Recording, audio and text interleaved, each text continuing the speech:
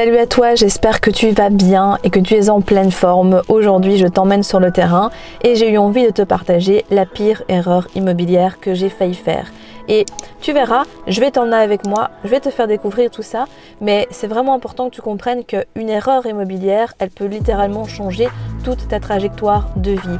Si j'avais fait cette erreur, aujourd'hui, je ne serais pas là devant toi, donc j'espère qu'elle te servira et que tu pourras en apprendre davantage pour la suite. Allez, je t'emmène avec moi et je te fais découvrir tout ça.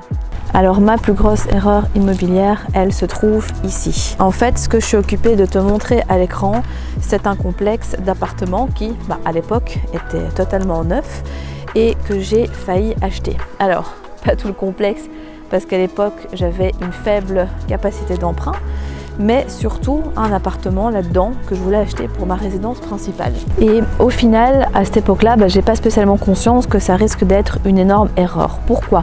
Parce qu'à cette époque, personne ne me soutenait, j'y connaissais absolument rien en immobilier et surtout ma famille me disait qu'en fait la seule chose que je devais acheter c'était ma résidence principale.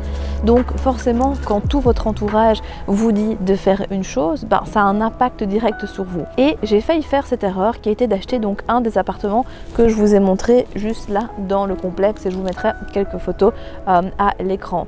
Et pourquoi ça aurait été une erreur? Tout simplement parce que si on va dans le contexte, j'allais visiter un bien qui était neuf, donc qui était extrêmement cher et en fait ce qui s'est passé c'est que pendant la visite, j'ai déjà raconté cette histoire, donc peut-être que vous l'avez déjà, vous la connaissez déjà ou si pas, voilà, ça sera l'occasion. En fait donc je fais la visite avec une amie et au final je me rends compte que forcément c'est neuf, c'est beau, on a deux terrasses, on a vraiment des belles finitions, c'est vraiment très très beau, très qualitatif et donc j'ai le coup de cœur pour cet appartement et je me dis waouh, je me vois vraiment trop vivre ici, sans blague.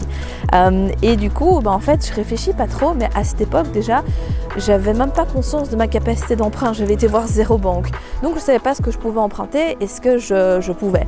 Et là clairement avec le salaire que j'avais à l'époque, parce que pour rappel le premier bien que j'ai acheté j'avais un salaire de 1500 €, donc c'est pas foufou non plus.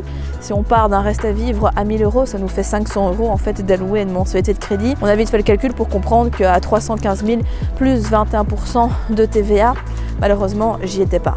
Mais innocente comme je l'étais à l'époque, je n'en avais pas conscience. Et au final, l'agent immobilier me tend un document d'offre et il me dit voilà, est-ce que vous voulez faire une offre?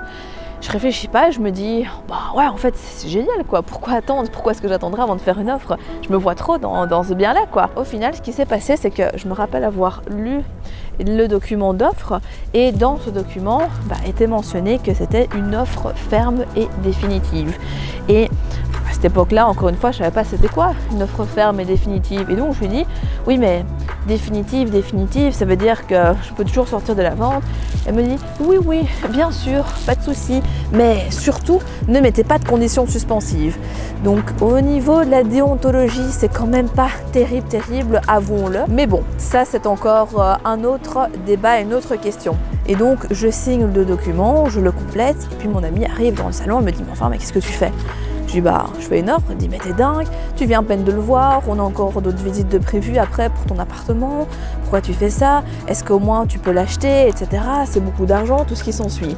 Et du coup, là l'agent immobilier elle s'est dit ok, qu'est-ce que je fais? J'avais une pigeonne, parce que clairement, franchement, j'étais une pigeonne dans cette situation-là. J'ai une pigeonne en face de moi, je peux essayer de lui faire une offre, est-ce que j'essaierais pas quand même qu'elle maintienne son offre? Finalement, en cours de discussion, l'offre a été déchirée et puis ça s'est arrêté là. Mais pour le même prix, j'étais engagée dans un processus de vente. Eux, ils voulaient jouer la carte, pas trop de la pitié, pas trop de l'insympathie. Ils m'auraient demandé 10% du montant du prix d'achat, ce qui à l'époque représentait toutes mes économies, à peu de choses près, que j'avais déjà eu tant difficile à faire et à mettre de côté. Donc au final, j'aurais été non seulement sur la paille, j'aurais vécu une expérience difficile et au-delà de ça, en fait, j'aurais de toute façon pas eu le bien.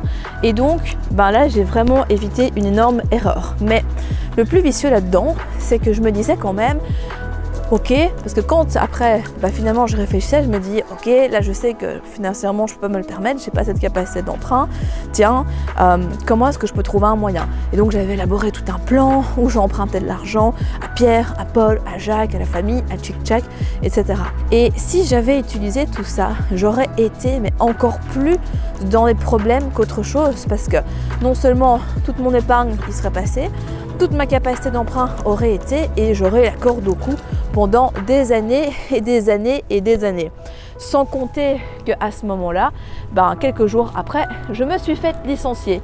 Donc imaginez si en plus de tout ça, j'avais eu un crédit à assumer et que je me serais retrouvée dans la même situation, donc du jour au lendemain sans travail, ça aurait été problématique parce qu'à l'époque, quand je me suis faite licencier, j'avais droit à aucune aide de l'État. Et donc le problème, c'est que je me serais retrouvée totalement surendettée. Donc je vous laisse imaginer un petit peu le problème que ça aurait, les problèmes plutôt que ça aurait engendré. Donc, morale de l'histoire, si j'avais fait ces erreurs, je ne serais pas avec vous aujourd'hui et surtout ça m'aurait bloqué. Donc, première chose à retenir, attention, ne vous faites pas influencer lors des visites, extrêmement important.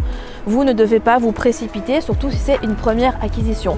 Prenez votre temps, faites en sorte de venir visiter avec un entrepreneur, c'est des travaux, faites en sorte de connaître votre capacité d'emprunt et surtout posez le pour et le contre. Parce que si vous souhaitez par exemple acheter votre résidence principale, achetez une résidence principale entre les deux, qui fait que vous ne serez pas bloqué en fait pour la suite. Une résidence principale qui sera un tremplin comme je l'ai fait avec mon autre appartement que j'ai acheté et qui n'était pas du tout dans le même contexte. Si c'est pas ce bien immobilier-ci, c'est pas de problème, ça peut être un autre bien immobilier. Vous savez, des biens, il y en a des dizaines, des centaines, des milliers. Donc vous avez tout le temps, ne vous précipitez pas et surtout, ne vous faites pas influencer par un conseiller, un agent immobilier, bref, un propriétaire vendeur qui veut vous forcer à faire une offre directement, qui vous explique mal les choses, qui pense à ses intérêts, parce que malheureusement, tout le monde n'est pas bien intentionné. Et donc, si vous êtes entouré de personnes qui font mal les choses ou qui ne pensent qu'à leur intérêt sans penser à vous, ça peut être problématique. Mais heureusement, vous le savez, l'histoire se termine bien puisque je n'ai pas fait cette erreur et surtout, j'ai pu continuer à enchaîner. Mais tout ça, je vous expliquerai dans d'autres vidéos.